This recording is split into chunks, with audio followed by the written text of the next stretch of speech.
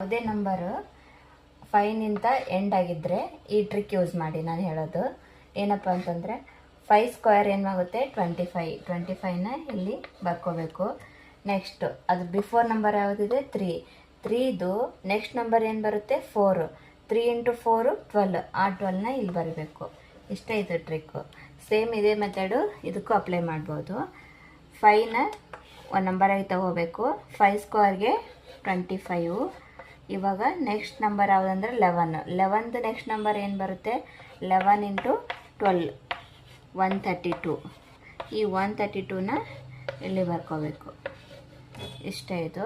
So 11 × 12 ನಮ್ಗೆ ಯಾವಾಗಲೂ 2 digit number multiply ಮಾಡಬೇಕು ಅಂತಂದ್ರೆ ಸಪೋಸ್ 12 × 13 ಈ ಥರ ಮಾಡ್ಬೇಕಂತಂದರೆ ಫಸ್ಟು ಯೂನಿಟ್ ಪ್ಲೇಸ್ನ ಮಲ್ಟಿಪ್ಲೈ ಮಾಡಬೇಕು. 3 2s 6.